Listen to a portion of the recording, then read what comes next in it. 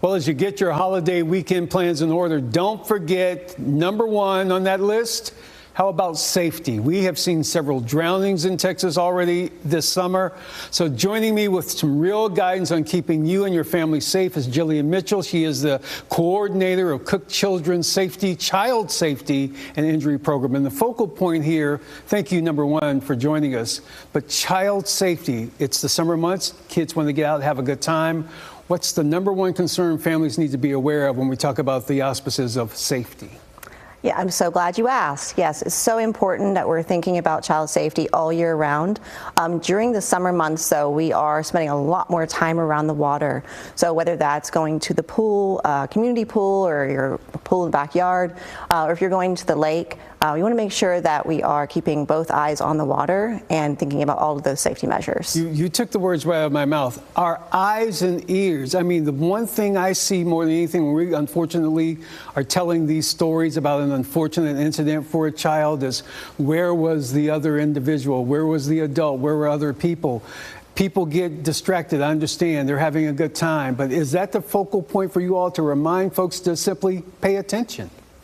Exactly. I mean, having a designated water watcher is so important.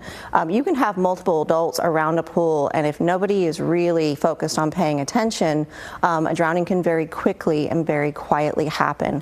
It doesn't take long, and we want to make sure we keep eyes on the water. I'm going to ask you about what you have in your hands there and talk a little bit about the importance of those vests, but I want to go back to something regarding folks at their community pools, public pools, even in their private residential pools.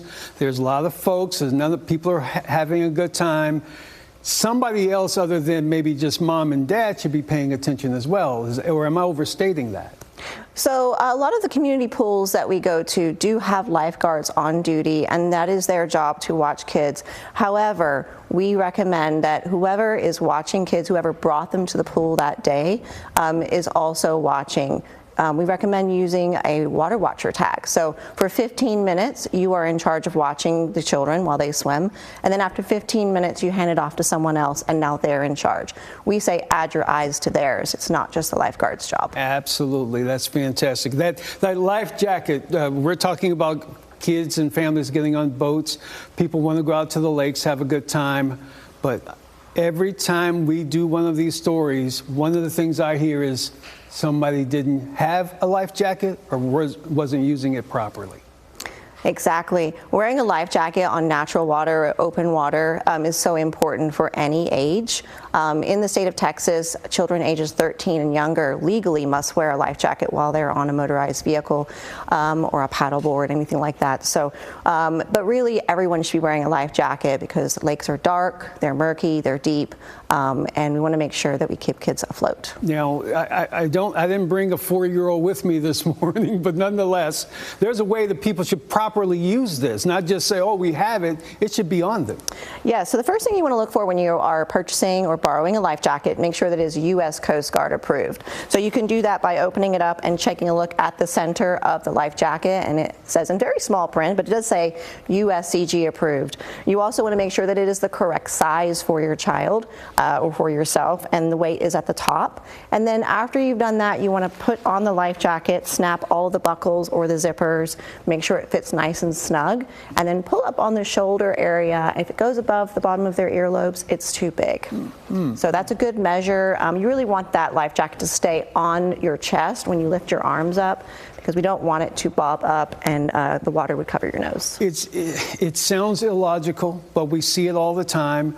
Why would someone not do this? What's the rationale for families to say, is just overconfident in some regards? Yeah, we do have a lot of people that feel very confident in their swimmability, and obviously knowing how to swim is one layer of protection. It's very important, but none of us are drown proof, right? And we see that time and time again where strong swimmers do drown, unfortunately. So wearing that life vest is that extra layer. The work that you do is so appreciative. Absolutely. We thank you so very, very much for your time. Please, folks, take heed in this information. Cook Children's Medical Center joining us this morning to help you help your families.